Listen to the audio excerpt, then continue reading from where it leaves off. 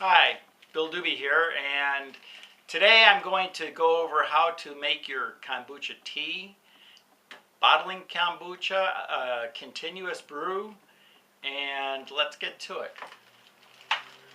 First off, my tea recipe is out of the Great Big Book of Kombucha. I'll hold it still for a little bit and then I'll read it off real quick. Okay, here's how to do it. Ingredients: 4 to 6 tea bags or 4 to 6 teaspoons of loose leaf tea. I use 3 tablespoons of loose leaf tea. 1 gallon of cool chlorine-free water and 1 cup of sugar.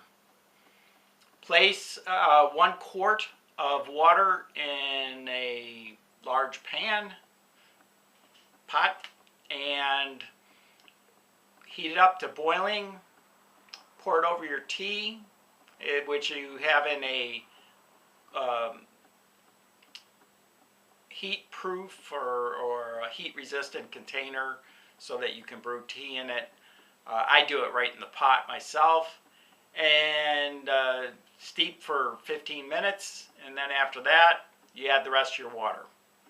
I did it a little different today. I did it with a half gallon of water and boiled it up, and then I added the rest of the water, and I found out why you do it with only a quart of water instead of a half gallon, because it takes forever to cool down.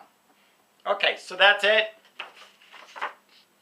Once again, the Big Book of Kombucha by Hannah Crum. Strongly advise getting it. It'll help you with your kombucha. Alright, now let's do some bottling first, and then we're going to siphon. I've made a gallon of tea, but the problem is I'm going to have to siphon it into my container because I already tried pouring some of it earlier, and this pot that I'm using right here does not pour well. So I'm just putting it temporarily on top of here, which is my other continuous brew pot, and I'm going to put it to my regular brew pot, which is right over here. Okay, you take a spoon and you gently go in between your Scooby down to the bottom and stir. I'm going to show you how to do that right now. Also, I'm going to show you how I remove the top so as not to get contamination into my pot. I have these all marked with top on there too. I don't know how well that'll show up. Actually, not very well. But it just go in there with a pen and mark it. Okay, now I'm going past the Scooby gently on the side. It helps to wait until you have a good thick Scooby before doing this, as I found out the hard way, because your Scooby will sink, but a thicker Scooby will come back up to the top a lot easier. Although even if they aren't at the top, they're still going to work. Now, what this does is it gets your yeast evenly distributed throughout your booch. Take spoon out. I added a pinch of sugar to each one of these jars. They've already been washed, obviously, and a pinch of ginger.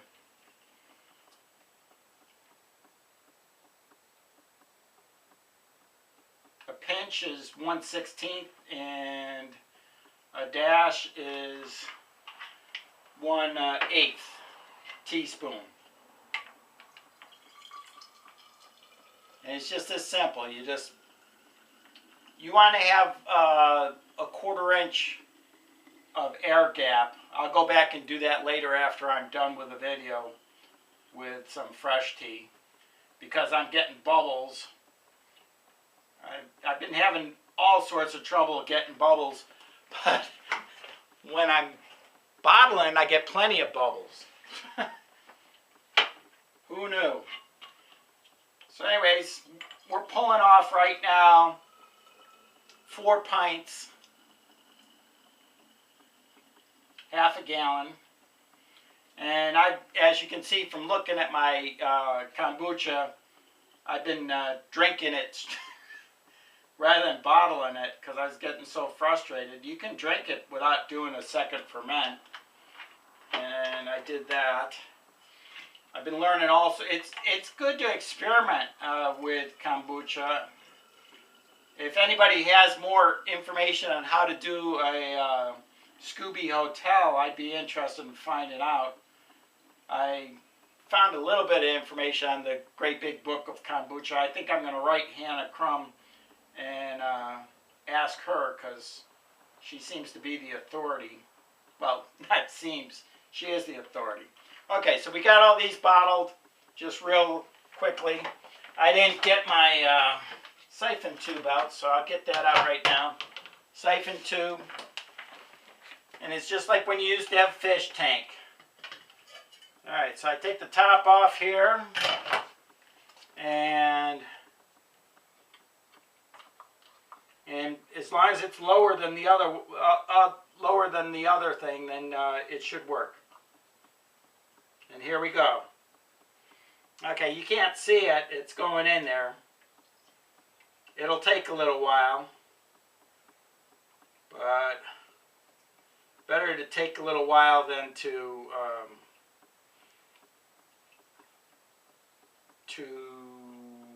do it too fast. I spilled kombucha all over the kitchen floor the other day. So that's pretty much it. Putting back on the top is the same thing. I'm not going to have you have to sit through this whole process here of me refilling the kombucha pot. If you have any questions, feel free to ask. I'm Bill Dube.